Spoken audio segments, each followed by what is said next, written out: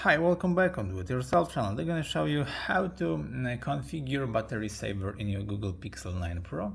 So the separation slide up, go to settings, then go down to the battery, click on it, and there is a battery saver will turn on 20%.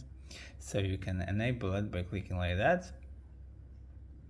There is a standard battery saver or extremely battery saver. As you see, there is an instruction about it. This includes all changes, list about, also pause non-essential apps on there, and notification.